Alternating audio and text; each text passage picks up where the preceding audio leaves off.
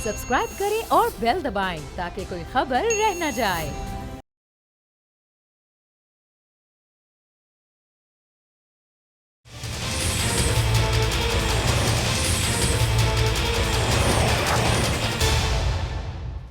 अस्सलाम वालेकुम, आप देख रहे हैं प्रोग्राम बस बहुत हो गया। मैं हूं अरबाब जहांगीर। तहरीक इंसाफ की हुकूमत 2 महीने बाद अपने 3 साल पूरे करने वाली है, लेकिन वजीर आजम इमरान खान अब तक अवाम को दिलासों के सिवा अमली तौर पर कुछ नहीं दे पाए हैं। मुल्क में महंगाई इतनी बढ़ चुकी है कि आम आदमी अब दाल रोटी भी बड़ी मुश्किल से खा पा रहा है। वजीर आजम इमरान खान ने आज एक बार फिर अवाम को बताया कि पाकिस्तान का अब बहुत अच्छा वक्त आने वाला है। अल्लाह का करम है कि जो मुश्किल वक्त था वो गुजर गया है। वजीर आजम ने अवाम को एक बार फिर याद दिलाया कि वो ये माजी में भी कहते रहे हैं कि सब्र करें और घबराना नहीं है, मगर लोग घबरा जाते थे। वजीर आजम ने अवाम को समझाया कि जिंदगी में ऊंच नीच आती रहती है, इंसान को सब्र करना चाहिए, लेकिन ये बेसब्र अवाम है जो सब्र करने का नाम ही नहीं लेते। आटा 80 रुपए किलो हो जाए तो थोड़ा सब्र कर लें और कुछ दिन रोटी खाना छोड़ दें। चीनी 100 रुपए किलो से ऊपर हो जाए तो चाय पीना और मीठा बनाना छोड़ दें, और अगर गोश्त महंगा हो जाए तो दाल सब्जी पर गुजारा करें, और अगर वो भी पहुंच में ना हो तो फिर 2 की जगह 1 वक्त खाना खाकर सब्र के साथ गुजारा करें। लेकिन ये बेसब्र अवाम महंगी अशिया खरीद कर हुकूमत को इसका जिम्मेदार ठहराते हैं। वजीर आजम और हुकूमती वुज़रा मईशत की तरक्की के दावे कर रहे हैं। सब अच्छा है कि रिपोर्ट दी जा रही है। वफाकी वजीर बराए मनसूबाबंदी असद उमर का कहना है कि इस साल 25.2 अरब डॉलर की बरामदात हुई, जो 10 साल की सबसे ज्यादा बरामदात हैं। रवा माली साल तरसीलात ज़र में 34% का रिकॉर्ड इजाफा हुआ है, जबकि IT की बरामदात में भी 46% का इजाफा देखने में आया है। तो असद उमर यह दावा भी कर रहे हैं कि मुल्क की GDP ग्रोथ 3.94% हो गई है, जो अगले साल 4.8% तक हो जाएगी। और मुल्क की बरामदात को इस वक्त फरोग मिल रहा है, जिससे साबित ये होता है कि इस साल माशी ग्रोथ मजबूत रही है।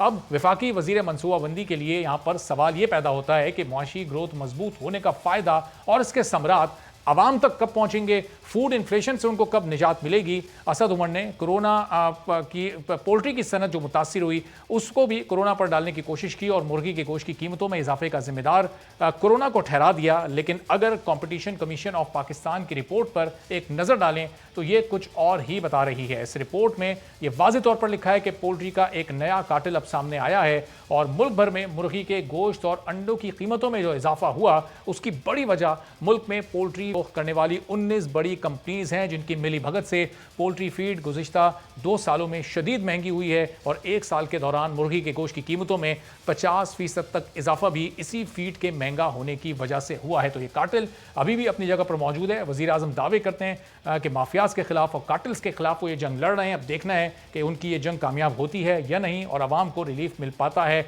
या नहीं। इस पूरी सूरत हाल पर कुछ माशी मामलात पर, कुछ सियासी सूरत हाल पर आज के प्रोग्राम में गुफ्तगू करेंगे। मेहमानों का आपसे तारुफ कराते हैं।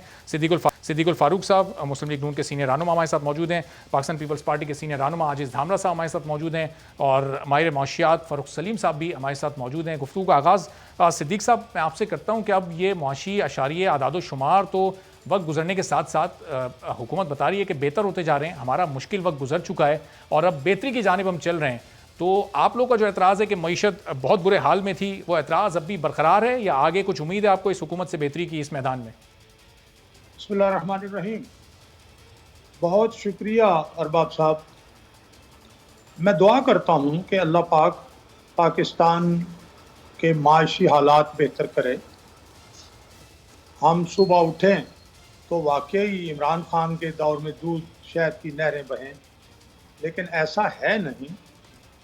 देखिए, मैं याद दिलाता हूँ, 1 अप्रैल का दिन था और एक बहुत बड़े चैनल पे मौजूदा वजीर ख़जाना ने इंटरव्यू दिया और कहा मईशत का बेड़ा गर्क कर दिया गया है, बिजली की कीमतें बढ़ा दी गई हैं, शर्राए सूद को 6.25 से 13.5% कर दिया गया, एक्सचेंज रेट 165 रुपये डॉलर का कर दिया गया। ये उनके अल्फाज हैं। गैस की कीमतें बढ़ा दी गई, पेट्रोल की कीमतें बढ़ा दी गई, मईशत का बेड़ा गर्क हो गया। उधर जो बैनुल-अक़वामी इदारे थे IMF, वो 1 से 1.5 GDP बता रहा था। वर्ल्ड बैंक मैक्सिमम 2 तक जा रहा था। यही हाल हमारे अपने अंदर का था कि 2% GDP होगी। फिर आज से 20 दिन पहले काबीना ने 2.9% GDP की मंजूरी दी। चंद दिन गुजरे तो ये 3.9% पर पहुंचा दी बैठे बैठे। अब मैं ये कहता हूँ कि जो बात वजीर ख़जाना ने, चौथे वजीर ख़जाना, कोई माशी पॉलिसी है नहीं, ये वजीर ख़जाना बता रहे हैं कि मईशत तबाह कर दी गई है। तो हुजूर 1 अप्रैल को जो बात आपने की और 17 अप्रैल को आपने हल्फ उठाया और आज मई है 28, तो आपने 4 दिन पहले जो बातें की हैं, आपके पास वो कौन सा जादू की छड़ी है जिससे आपने यूं मईशत को, जो इस तरह आसानी से ठीक नहीं होती, वो ठीक हो गई है?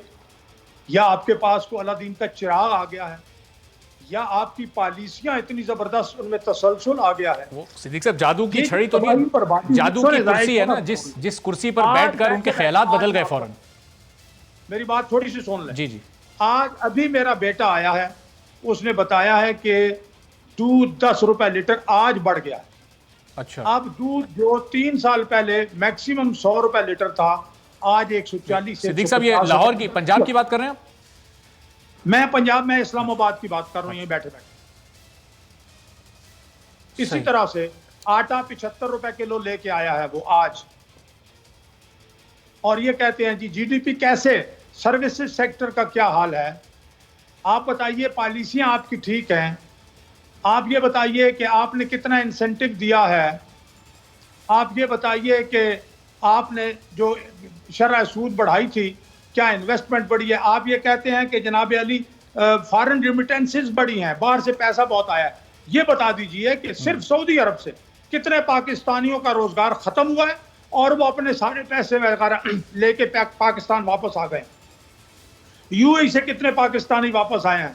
ये कुछ 60-70 लाख वापस आए हैं और वो पैसे लेके आए हैं। अब जब वो लोग बेरोजगार हो चुके हैं, अगले साल क्या होगा?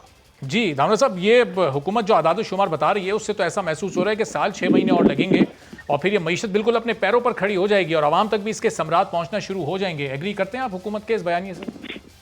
देखिए, मैं इस हुकूमत के आदाद शुमार को तब सही मानता जब ये हुकूमत जब से वजूद में आई है, तमाम सेक्टर्स में इन्होंने जो दावे किए वो बिल्कुल गलत किए, और इन्होंने जो ग्रूम किया है, जो तरक्की की है, वो एक बात में की है कि इन्होंने गलत बयानी से काम लिया है हमेशा और झूठ बोला है। अगर इनके मुताबिक अगर पाकिस्तान की मईशत इस लिहाज से है जो पाकिस्तान के मौजूदा हुक्मरान बता रहे हैं, तो आज मेरे ख्याल में महंगाई जो है वो साबका हुकूमतों के दौरों के बिल्कुल और भी ज्यादा इम्प्रूव हो चुकी होती। और ये कहते कि देखें जी जनाब, जिस दौर के हुक्मरानों को आप चोर चोर कहते थे, उनके दौरों में ये महंगाई थी और हमने और ज्यादा कम कर दी।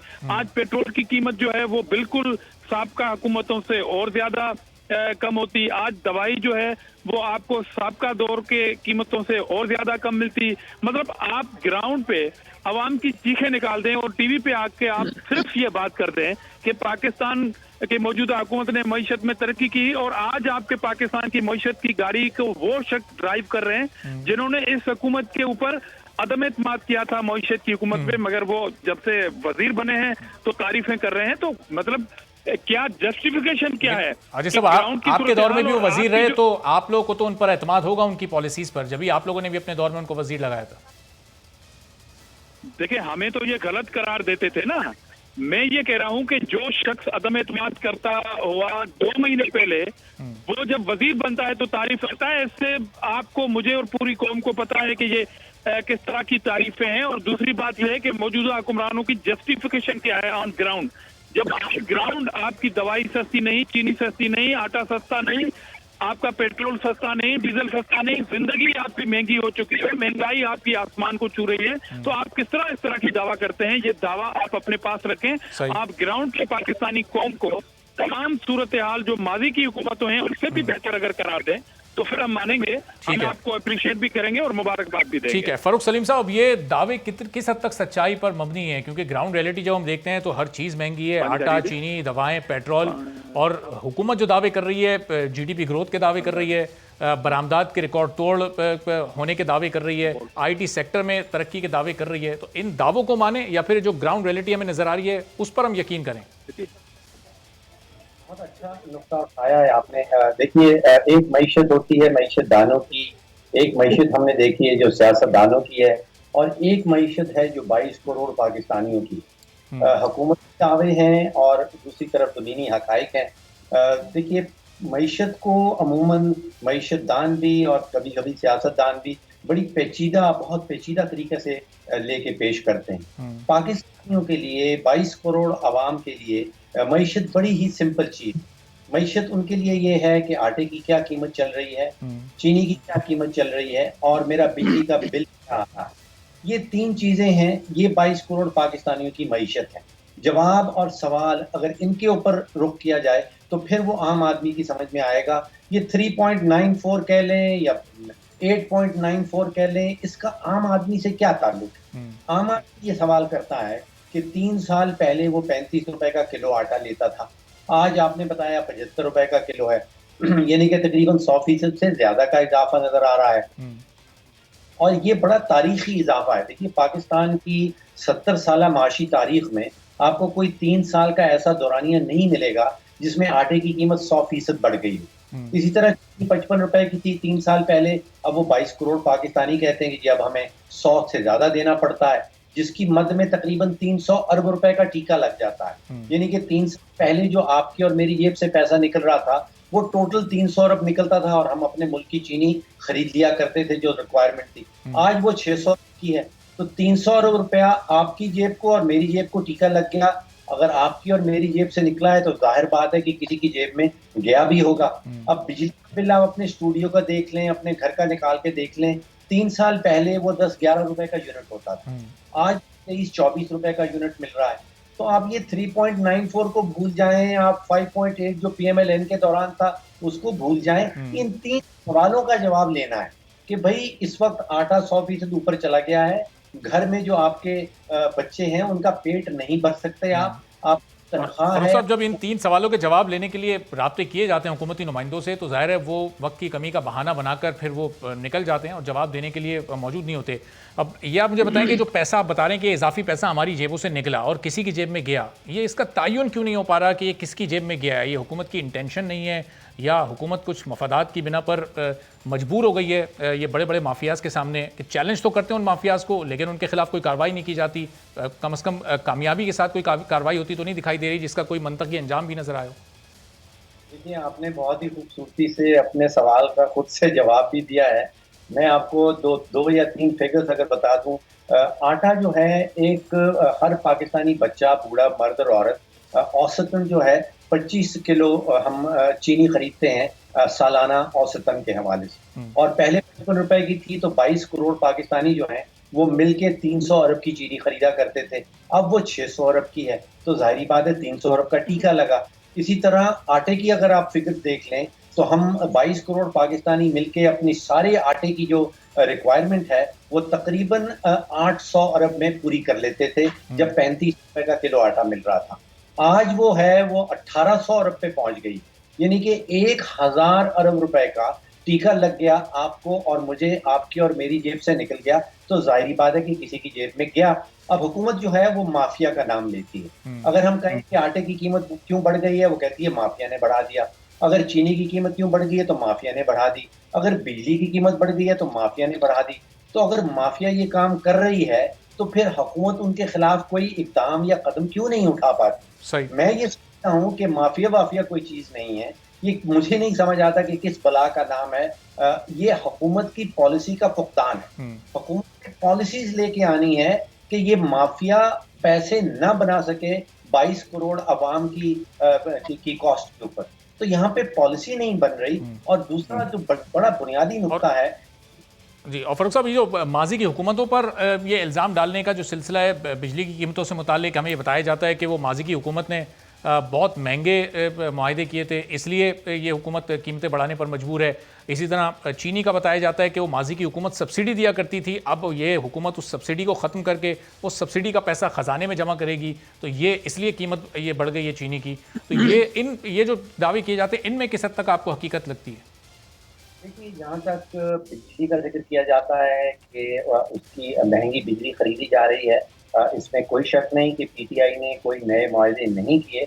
जो पुराने मुआहदे PMLN के दौरान किए गए थे निजी बिजली घरों से, वो यकीनी तौर पे बाकी इस खित्ते में, दुनिया में वो महंगे मुआहदे थे। पाकिस्तान महंगी बिजली ले रहा था, लेकिन दो चीज़ें जो उससे बड़ी असरअंदाज होती हैं वो है बिजली की चोरी और बिलों की गैर वसूली।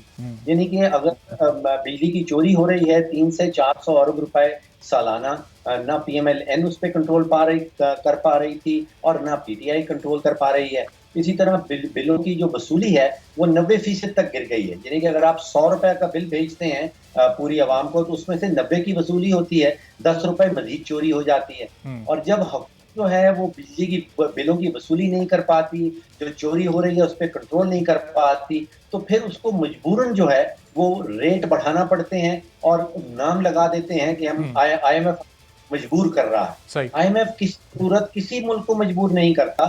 वो ये कहता है कि आपके बिजली के शोबे में 1000 अरब रुपए का खसारा है, उसको दूर कर दीजिए। ठीक। तो सिद्दीक साहब, ज़ाहिर है कि कोई भी हुकूमत ये नहीं चाहती कि उसके दौरे हुकूमत में महंगाई बढ़े, आवाम को रिलीफ ना मिले और आवाम के जहनों में हुकूमत का एक मनफी इमेज बने। ज़ाहिर है जब आपकी हुकूमत गई, इस हुकूमत ने आप पर बहुत सारे इल्ज़ामात लगाए, बिजली के महंगे मनसूबे करने के इल्ज़ामात लगाए।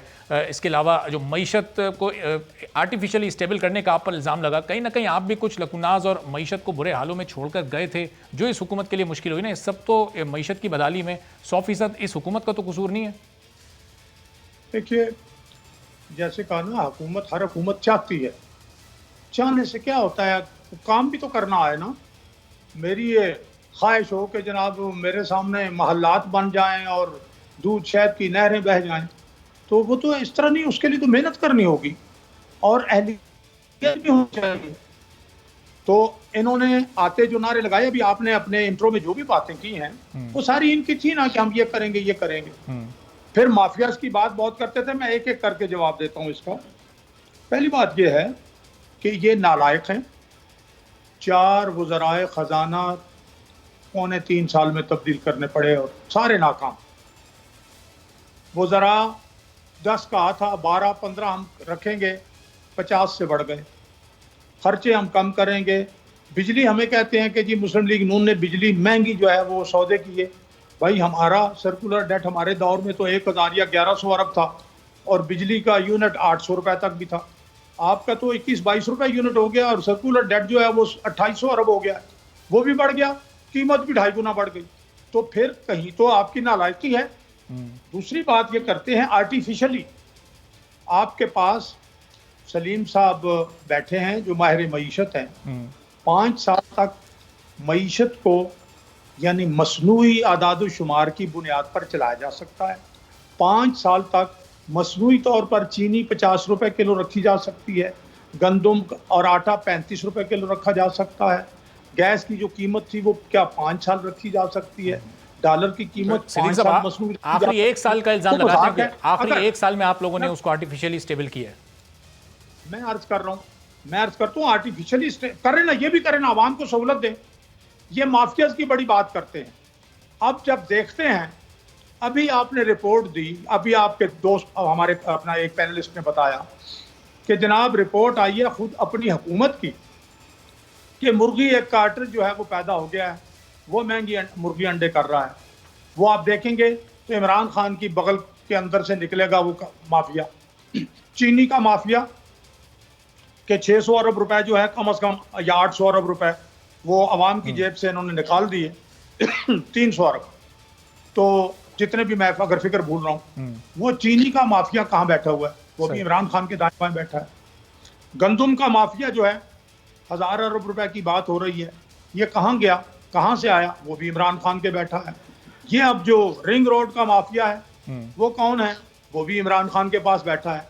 तो इमरान खान दर हकीकत माफियाज का सरदार है, माफियाज का लीडर है और इनकी पॉलिसी ये है कि खुद चोरी करो, जब लोग आपकी तरफ दौड़ें तो आपस में से एक चोर को भगा दो, उसको कहो भागो तुम, हम शोर मचाएंगे।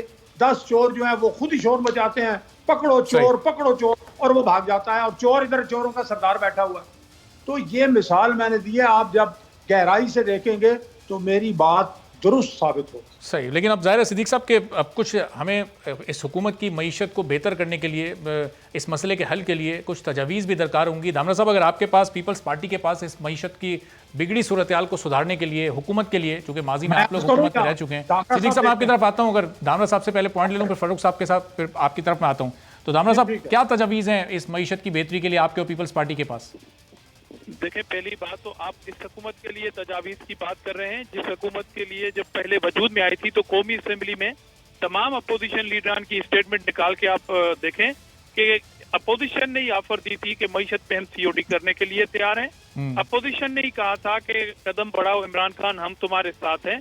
मगर उसके जवाब में इन हुक्मरानों ने क्या कहा है, अभी भी अपोजिशन के बारे में इनकी राय क्या है। और दूसरी बात देखें, ये जो माफिया है, माफिया से तो ये एनआरओ कर रहे हैं और पांव पकड़ के बैठ गए हैं तरीन साहब के ग्रुप के ऊपर, क्योंकि उसके बगैर ये बजट पास नहीं करा सकते। और दूसरी बात आप कहते हैं इंक्वायरी चल रही है उनके खिलाफ, ठीक हो चुकी है, मईशत ठीक हो चुकी है। देखें, अपोजिशन ने जो आईएमएफ के हवाले से खत्म नहीं हुए, बजट आपने पेश किया था, जो हमने कहा, शौकत तरीन ने भी वो कहा, एज ए मिनिस्टर उन्होंने इंतबाह किया है और बड़ी खतरनाक हद तक बातें की हैं।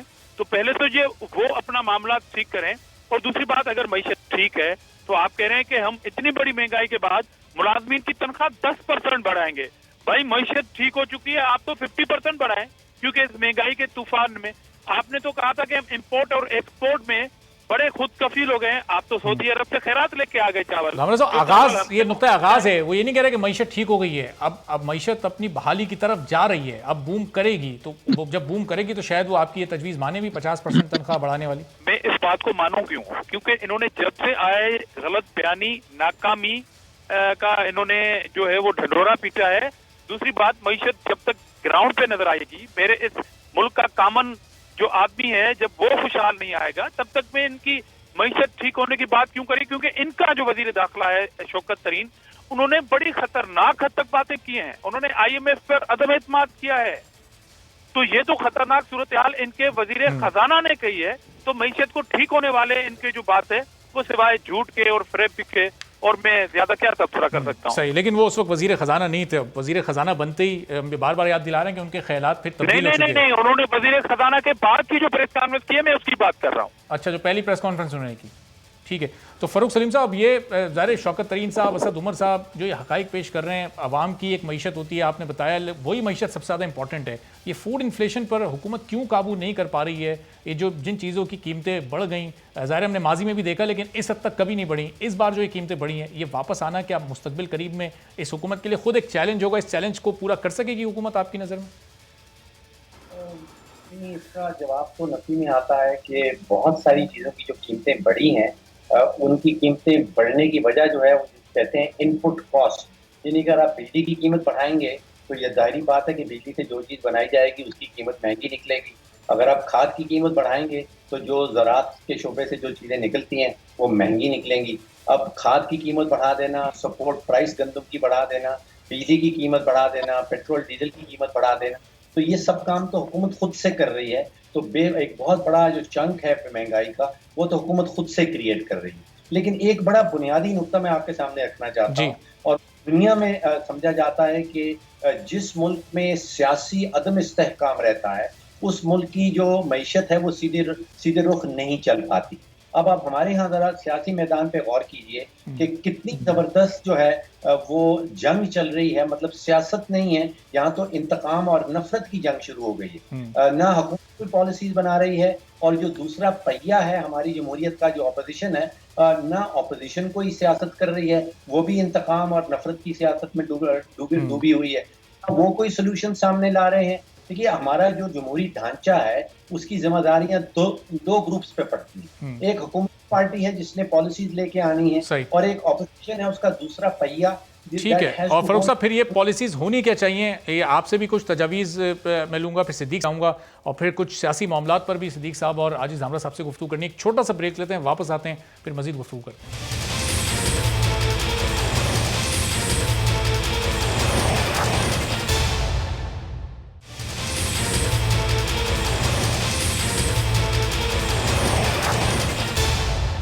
प्रोग्राम में एक बार फिर आपको खुशामदीद कहते हैं। और ब्रेक से पहले फ़ारूक सलीम साहब बता रहे थे कि हुकूमत की पॉलिसीज़ होती हैं, अपोजिशन जमातों की भी पॉलिसीज़ होती हैं, उन पॉलिसीज़ को लेकर आगे मईशत की दुरुस्त सिमत में गामजन हुआ जाता है। तो फ़ारूक साहब, क्या क्या पॉलिसीज़ होनी चाहिए इस पूरी सिचुएशन में? अब सोल्यूशन क्या है?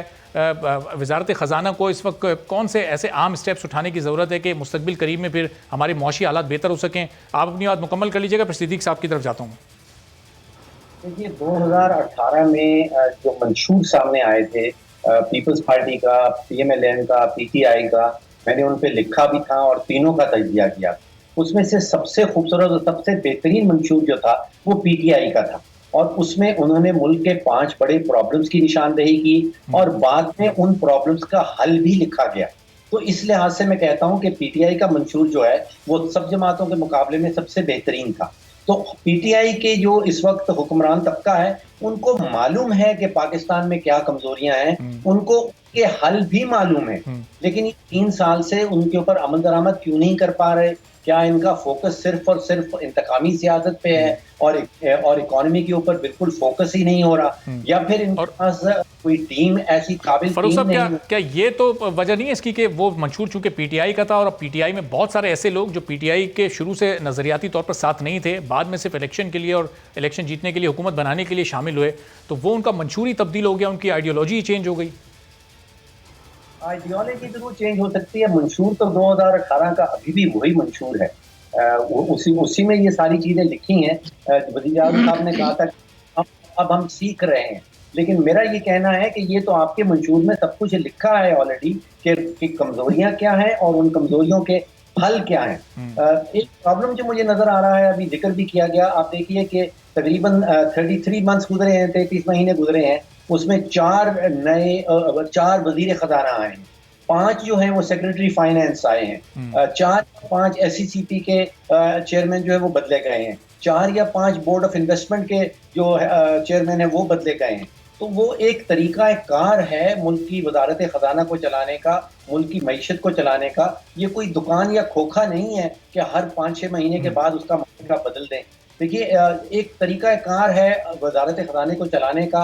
उसमें पहला स्टेप होता है कि आपने एक टीम की वो तश्कील किया है, फिर वो टीम बैठती है, कई महीने बैठती है, मनसूबा बंदी करती है, फिर कई महीने लगते हैं, उन मनसूबों के ऊपर अमल दरामद होता है, फिर जाके कई नताइज सामने नजर आते हैं। लेकिन फारूक साहब, अगर बिफोर टाइम आपको पता चल जाए कि ये टीम आपकी नहीं परफॉर्म कर पा रही, जो टीम आपने तरतीब दी है, तो फिर उसको चेंज कर लेना ही बेहतर नहीं है? इसको अगर हम इस पॉजिटिव एस्पेक्ट में लें कि चूंकि एक टीम परफॉर्म नहीं कर पा रही तो उसको फिर चेंज कर दिया जाता है। अब 32 महीने 33 महीने गुजर गए, 50% of the time is over. 4 दफा अगर माशी टीम बदली जा चुकी है, इसका मतलब यह है कि अभी हम पीटीआई वाले जो हैं वो फेज 1 में अटके हुए हैं। अभी टीम तश्कील दी जा रही है, अभी कई महीने लगेंगे, अल्लाह करे कि ये टीम तश्कील दी जा चुके, फिर उसके बाद वो मनसूबा बंदी करेगी, फिर कई महीने लगेंगे, उन मनसूबों पे अमल दरामद शुरू होगा। इसका मतलब यह है कि जो बाकी टाइम रह गया है, जो 50% से कम है, उसमें किसी किस्म के नताइज की उम्मीद रखना गलत हो। सही। तो सिद्दीक साहब, अब ज़ाहिर है ये सिर्फ 2.25 साल का अरसा इस हुकूमत के पास बचा है। अब ये अपोजिशन क्या मईशत के मामले पर अभी भी बैठने के लिए तैयार है? कुछ तजावीज़ अपोजिशन के पास, खासतौर पर आपकी जमात के पास, क्योंकि साबका हुकूमत आपकी थी, ऐसी हैं जिनसे ये हुकूमत भी फ़ायदा उठा सके? कल भी शहबाज शरीफ साहब ने, जो लीडर ऑफ द अपोजिशन भी हैं और मुस्लिम लीग नून के सदर भी हैं, एक टेलीविजन नेटवर्क को इंटरव्यू देते हुए माशी चार्टर की बात की है। मैं फ़ारूक सलीम साहब की बातें भी देख रहा हूँ जो बड़ी अच्छी तजावीज़ दे रहे हैं। मैं भी अर्ज़ करूँगा कि पहली बार यानी मौजूदा हुकूमत इमरान खान की सूरत में पहले तो अपनी नाकामियाँ तस्लीम करें। जब तस्लीम करेंगे कि सूरत हाल यहाँ तक ख़राब है, फिर उन्हें ये एहसास होगा कि इस खराबी को हमने ठीक करना है।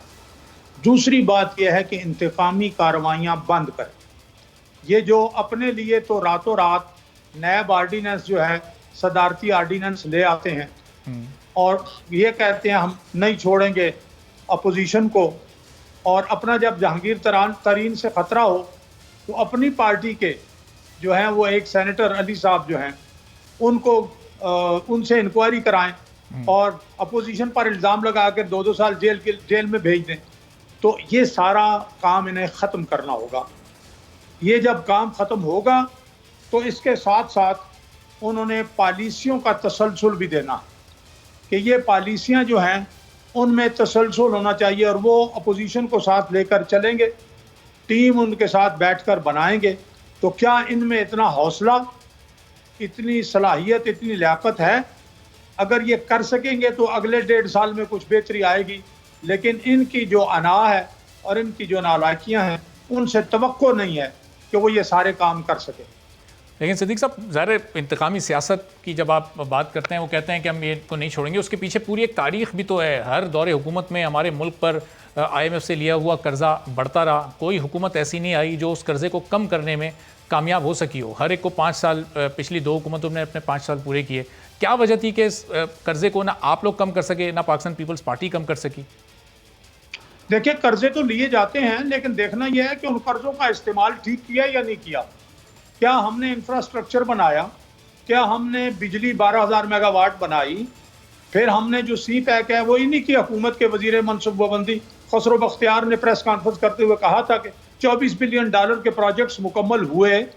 ये सारी चीजें कहाँ लगी, कहाँ कर्जा? और फिर इन्हीं के वजीर ने ये असेंबली में बयान दिया कि $35 बिलियन कर्जा मुस्लिम लीग नून ने लिया, तो 33.51 बिलियन वापस भी किया। तो ये हमारे दौर में GDP की ग्रोथ देख लें, अगर 5.8 पे कोई शक है तो 5.6 तो सब मानते हैं। हमारे दौर में इन्फ्लेशन जो है वो 4-5% पर नीचे आ गई। ये सारी चीजें हमारे दौर में हुई हैं। ये नताइज थे।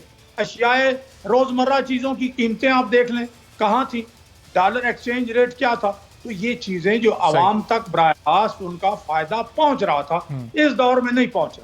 सही। तो धामरा साहब, आप लोग ये दावा करते हैं कि मुल्क की माशी सूरत हाल आप लोग के दौर में बहुत बेहतर थी, लेकिन 5 साल बाद आवाम ने आपको रिजेक्ट कर दिया, नून लीग को मुंतखब किया। फिर नून लीग के दौर में नून लीग ये दावा करती है कि माशी ग्रोथ बहुत ज़्यादा बेहतर थी, रोज़गार के मौके लोगों को मिल रहे थे, लेकिन 2018 में नून लीग को भी लोगों ने फिर मुंतखब नहीं किया, पाकिस्तान तहरीक इंसाफ को मौका दिया। जब ये माशी पॉलिसीज़ लेकर आप लोग बेहतर तौर पर चल रहे थे, तो फिर आवाम ने क्यों आप लोग को रिजेक्ट किया, दोनों जमातों को? देखिए, पहली बात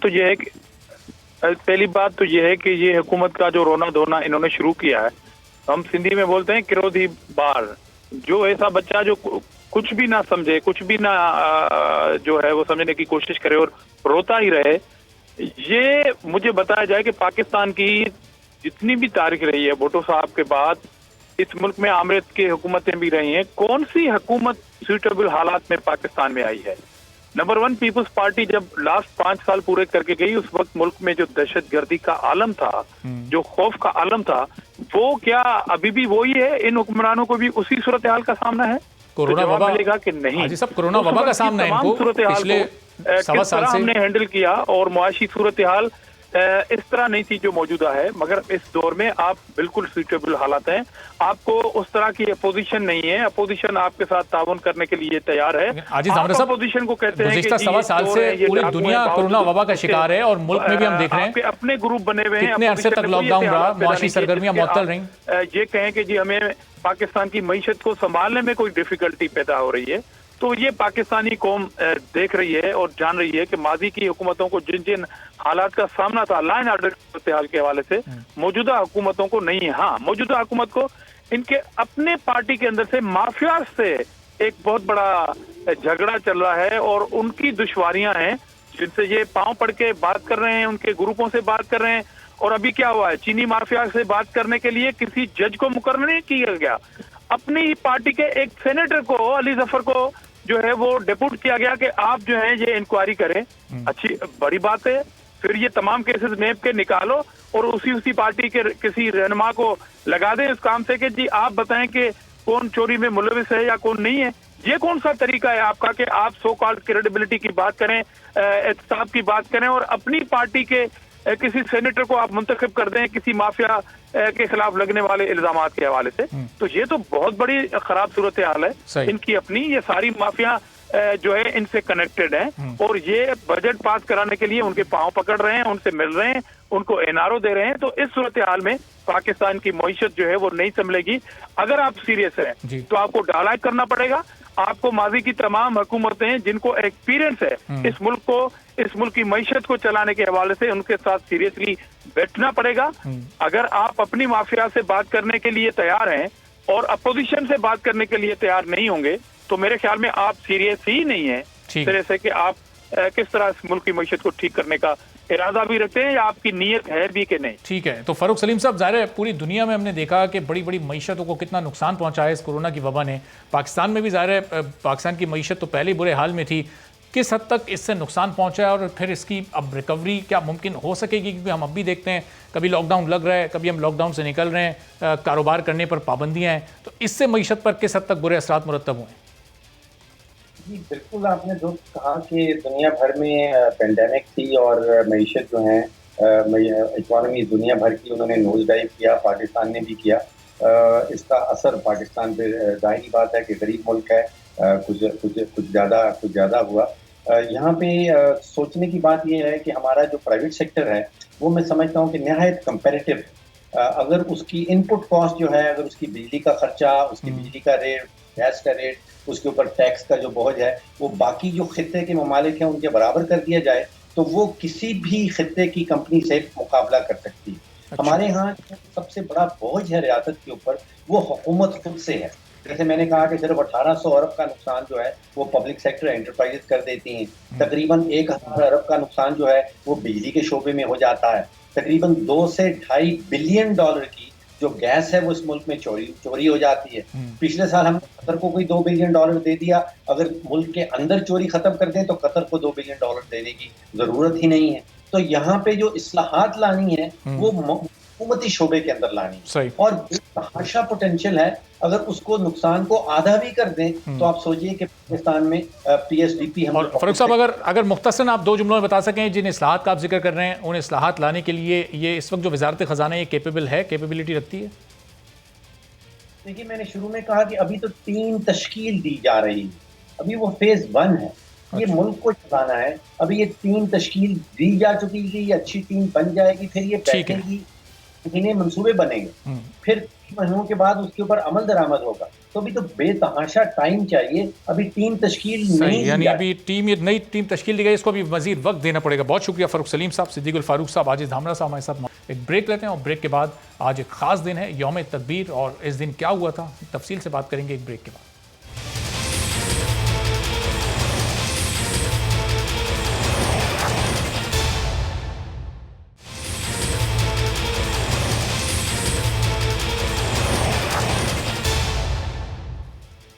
प्रोग्राम में एक बार फिर आपको खुशामदीद कहते हैं। और यौम तकबीर पाकिस्तान की तारीख का एक अहम दिन, जब भारत की जानिब से एटमी धमाकों के जवाब में 28 मई 1998 को, यानी आज से 23 साल पहले, पाकिस्तान ने सूबा बलूचिस्तान के ज़िला चागी के मकाम पर 5 कामयाब एटमी धमाके किए, जिसके बाद 28 मई यौम तकबीर के तौर पर मनाया जाता है। और 14 अगस्त 1947 के बाद ये दूसरा इंतहाई अहम कौमी दिन है, क्योंकि 14 अगस्त को पाकिस्तान बना था और 28 मई को पाकिस्तान ने अपनी बका की जंग जीती थी। ये दोनों ही दिन पाकिस्तान के लिए सबसे ज़्यादा तारीखी अहमियत के हामिल हैं।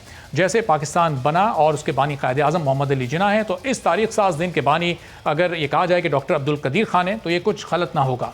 ये पाकिस्तानी कौम के ख्वाबों की ताबीर का दिन है, जब अल्लाह ताला ने पाकिस्तान को दुश्मन वतन के सामने सुपर पावर बना दिया।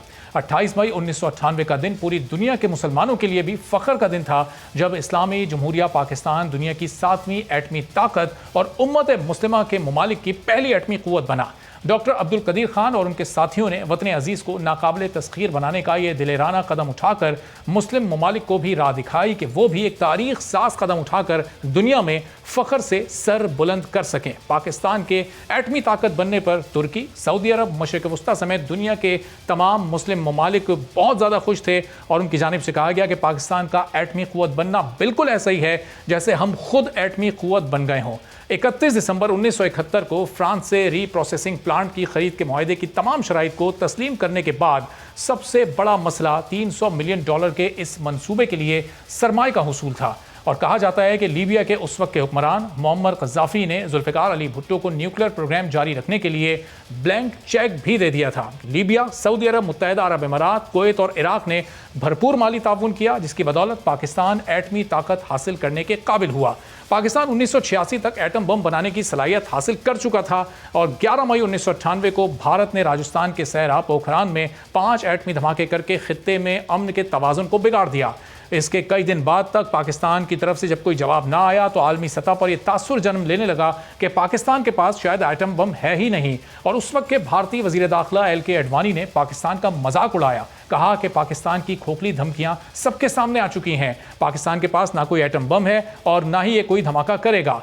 उस वक्त हुकूमत पाकिस्तान में मौजूद कुछ लोगों का यह ख्याल था कि अगर पाकिस्तान ने एटमी धमाके कर दिए तो आलमी बरादरी पाकिस्तान पर इक़्तिसादी पाबंदियां आयद कर सकती है, जिसके मुल्की मईशत पर बहुत बुरे असरात पड़ेंगे। इसके अलावा अमेरिका भी पाकिस्तान पर काफ़ी दबाव डाले हुए था और पाकिस्तान की हुकूमत को धमकियों के साथ साथ लालच भी दे रहा था, मगर पाकिस्तान ने कोई दबाव कबूल नहीं किया और इस अजीम कारनामे का तमाम सरसेरा सबसे बढ़कर पाकिस्तानी आवाम, डॉक्टर अब्दुल कदीर खान, डॉक्टर समर मुबारकमंद और उनके सैकड़ों दीगर साथियों को जाता है।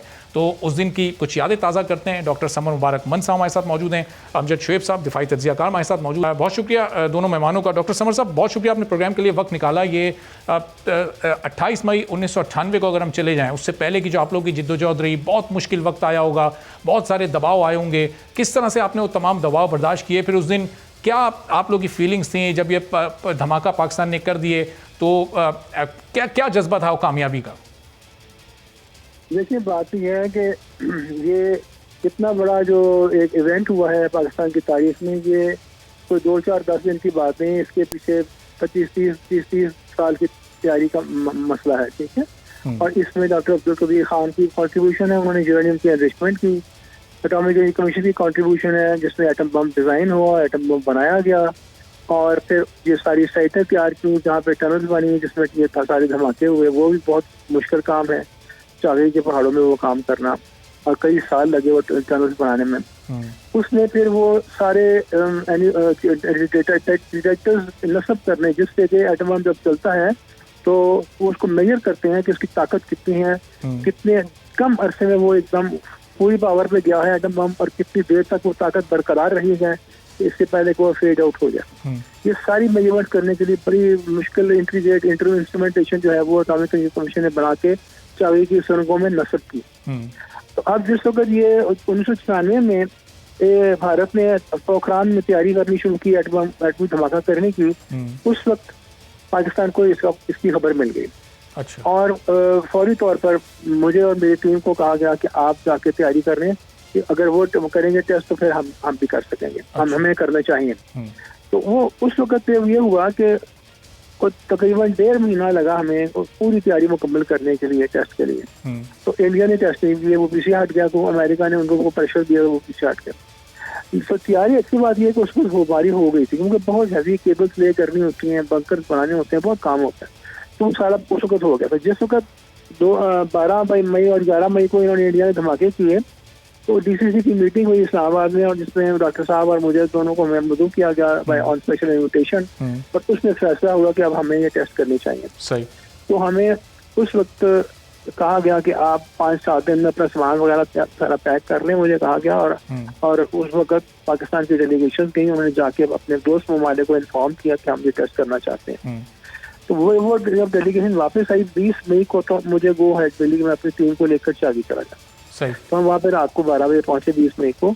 और अब क्योंकि बहुत काम 95% काम पहले का हमने 96 में 1996 में कर लिया था, तो अब सिर्फ 7-8 दिन में हमने एटम बम असेंबल करके सारी इंस्ट्रूमेंटेशन सब सेट करके, और हम 27 मई की रात को फारिग हो। सही। और अक्सर ये 11 मई को जब भारत ने अपने धमाके कर दिए थे, ये जो 16-17 दिन का टाइम लगा, आप गए, पूरी आपने तैयारी भी की, कोई खास प्रेशर उस वक्त महसूस कर रहे थे, कोई खास जज्बा था, या सब कुछ बिल्कुल नॉर्मल रूटीन के मुताबिक चल रहा था? हमें 16 यानी हमें सिर्फ 20 तारीख को गए और हमने 27 की 7 दिन में हमने तैयारी कर ली थी। वो उस वक्त जो प्रेशर था वो बहुत ज्यादा पाकिस्तान की गवर्नमेंट पे, प्राइम मिनिस्टर नवाज शरीफ पे, क्लिंटन साहब ने 5 कॉल्स की उनको कि आप ये इसको टेस्ट मत करें, इंडिया ने बड़ी गलती किया और वो बड़े सवेर का सारे पीस को डिस्टर्ब किया और बैलेंस ऑफ पावर को डिस्टर्ब किया, तो आप ये मत काम करें। हम आपको, उन्होंने कुछ कहा हुआ उनको कि आपको क्या रियायत देंगे, मुझे वो उसका हमें पता नहीं है पब्लिकली, लेकिन वो उन्होंने डीसीसी की मीटिंग में ये जरूर कहा था कि उसने मुझे 5 दफा फोन किया कि अब आपका टेस्ट ना करें। तो जिस वक्त हमने 28 मई को 5 टेस्ट कर लिया और अभी 6ठा टेस्ट हमने 30 मई को करना था, तो 28 मई को रात को मुझे सेटेलाइट का फोन आया नवाज शरीफ साहब का वहाँ पे कि मेरी तो उनकी जान मुश्किल कर दी कि अब आप और आखिरी टेस्ट ना करें। अच्छा। तो आप आखिरी टेस्ट जरूर करें लेकिन बहुत जल्दी कर लें, मुझे प्रेशर बर्दाश्त करना बड़ा मुश्किल हो रहा है। अच्छा। प्रेशर इसलिए बहुत ज्यादा था, ये तो इसमें कोई ये हकीकत है। सही। तो बहरहाल वो टेस्ट जो है वो फिर जब हम वहाँ गए हैं तो हमने जाकर तैयारी सारी की है, तो सही 28 तारीख सही को डॉक्टर बिल्कुल तैयार थे। साहब, आप ज़ाहिर है बहुत बड़ा आपने काम किया और जितना आपको खराज तहसीन पेश किया जाए पूरी कौम की जानिब से हुक्म है। अमजद शुएब साहब जी, डॉक्टर साहब मैं आपकी तरफ आता हूँ ज़रा। अमजद जी अल्लाह ने करवाया है काम, बस हमने क्या सही करना सही। है। तो अमजद शुएब साहब, ज़ाहिर है बहुत ज़्यादा प्रेशर था बड़ी बड़ी ताकतों का पाकिस्तान के ऊपर, खासतौर पर अमेरिका का। ये इस हद तक प्रेशर बर्दाश्त करना, फिर एक एटमी ताकत बनना, क्या समझते हैं ये कितना बड़ा पूरी दुनिया में, ज़ाहिर पाकिस्तान उन चंद मुमताज़ ममालिक में शामिल हो गया जिनके पास ये एटमी क़ुव्वत मौजूद है, तो अब पाकिस्तान का दिफा इससे ज़ाहिर नाकाबिल तस्खीर हो गया। कितना ज़रूरी होता है कि ये एटम बम आपके पास मौजूद हो ताकि आप किसी भी जंग के ख़तरे का सामना करने के लिए हर वक्त तैयार रहें और उस जंग को रोके जाने में आपका किरदार हो। ज़ाहिर है जब एटम बम जिन मुल्कों के पास होता है तो वह आमतौर पर जंगें नहीं लड़ा करते। बिस्मिल्लाहिर्रहमानिर्रहीम। देखिए, जिनके पास नहीं है ये दुख वही बता सकते हैं, लेकिन जिनके पास होता है वो ब्लैकमेल करने पे उतर आते हैं। जो अभी डॉक्टर साहब जैसे बता रहे थे 11-12 मई के भारत के धमाके, 11 तारीख को उन्होंने धमाका किया और 11 से 28 मई तक का जो वक्त था वो गुजारना मुश्किल हो चुका हुआ था। भारत के लीडर्स, भारत की तरफ से जितने भी वहां पे आप देख लीजिए कि जितने भी उनके करता धरता लोग थे वो पाकिस्तान को इस हकारत की नजर से देख रहे थे और हकारत अमेरिका के बारे में बातें कर रहे थे। लगता यूं था कि जैसे पाकिस्तान कोई चीज ही नहीं है दुनिया में। तो उस जमाने में फिर स्टडीज की गई और हर चीज में हमें हर दफा ये अंदाजा हुआ कि हमारे ऊपर मुश्किल आएंगी धमाका करने के बाद, हमारे भी लगेंगे सब, लेकिन पॉलिटिकल डिसीजन यही होना चाहिए कि हमने धमाका करना है, क्योंकि अगर आज हमने नहीं किया तो फिर दोबारा हम कभी नहीं करते। लिहाजा ये एक फैसला हमारी कमांड लीडरशिप मिल के किया गया और ये तय हुआ, मैं उसको वहां मौजूद था, फिर ये तय हुआ कि जनाब हमने धमाका करना है और उसमें फिर और भी फैसले किए गए, जैसे डॉलर फ्रीज किए गए या कुछ एक्शन किए गए। सही। लेकिन ये फैसला जो था वो ये बड़ा ही दानिशमंदाना फैसला था। मैं समझता हूँ कि ये फैसला है जिसने आज दिन तक हमें इंडियन ब्लैकमेल से बचा के रखा। सही। लेकिन अमजद शुएब साहब, हम देखते हैं कि जो दीगर सारी एटमी ताकतें हैं वो दुनिया में बड़ी ताकतों के तौर पर शुमार होती हैं, बड़े बाअसर ममालिक में उनका शुमार किया जाता है। पाकिस्तान इस दौर में क्यों पीछे रह गया? पाकिस्तान एटमी मुल्क तो है, लेकिन पाकिस्तान की मईशत पीछे रह गई, पाकिस्तान में जो दूसरे सेक्टर्स हैं वो तरक्की में बहुत पीछे रह गए। इसकी क्या वजूहत हैं, अगर मुख्तसरन आप बता सकें? देखिए, इसमें सबसे बड़ी मुश्किल तो हमारी अपनी इकोनॉमी की है। जो कौमें मकरूज हो जाती हैं और दूसरों के कर्जों पे जीती हैं, उनको अपना वकार खोना पड़ता है, कंप्रोमाइजेस करने पड़ते हैं, वरना उनकी मुश्किलात इतनी बढ़ जाती हैं कि वो अपने आप अपने मुल्क को चलाना उनके लिए मुश्किल हो जाए। तो मैं समझता हूँ कि स्टेज के ऊपर हमारे लिए सबसे बड़ा सबक ही यही है कि जितना जल्दी हो सके हम इकोनॉमिकली अपने आप को इंडिपेंडेंट करें, ताकि कर्जे उतर जाएं और कर्जे आइंदा लेने से गुरेज किया जाए। अपनी चादर उतनी फैलाई जाए या अपने पाँव फैलाए जाए जितनी चादर है उस पर आगे न जाएं। तो ये चीज आपके लिए ना सिर्फ आपकी कौम का सर बुलंद करेगी, बाइस इज्जत होगी, बल्कि ये आपको एक हैसियत देगी पूरी दुनिया में एक इंडिपेंडेंट ताकत के हैसियत से। सही। अब डॉक्टर समझ साहब, ज़ाहिर है जब आपने ये एटमी धमाके किए तो आपको और आपकी पूरी टीम को पूरी दुनिया में पजीराई मिली, कुछ दूसरे ममालिक ने आपकी खिदमात लेने की कोशिश की, कुछ राब्ते आपसे किए गए? नहीं, ऐसे हम बड़े डिसिप्लिन से काम करने वाले लोग हैं। एटॉमिक की क्वेश्चन में था, मैं वहाँ पे 1 साल काम किया है और बहुत हमारा होता है, सारा काम सीक्रेट होता है और बड़ा डिसिप्लिन के साथ होता है। किसी को कांटेक्ट करने की कोई ना तो मौका मिलता है ना जरूरत कोई करता है। और मैंने जितने साल भी वहाँ काम किया है एटॉमिक का ये कोई क्वेश्चन नहीं किया। और उसके बाद नेस्कॉम में मिसाइल बनाई है। मेरी 45-50 ईयर की सर्विस में मैंने पाकिस्तान से बाहर एक दिन भी कभी कोई जॉब नहीं की। अच्छा। सारा टाइम यहीं पे गुजारा है और लोगों ने कांटेक्ट करना क्या उसका सवाल ही पैदा नहीं होता। मैंने कभी किसी को खुद कांटेक्ट नहीं किया तो मुझे किसी ने क्यों कांटेक्ट करना है। सही। इसलिए हम अपने मुल्क के लिए काम करने वाले लोग हैं बस। ठीक है, कोई हमारा मकसद ज़ाहिर है मुल्क के लिए काम करने का और फिर कामयाबी हासिल करने का वो फ़ख्र ही अलग होता है, वो फील ही अलग होती है। बहुत बहुत शुक्रिया डॉक्टर समर मुबारकमंद साहब। डॉक्टर अमजद शुएब साहब हमारे साथ मौजूद थे। आज के इस खास दिन पर की गुफ्तगू आपने सुनी। आज के प्रोग्राम से इजाज़त दीजिए। अल्लाह।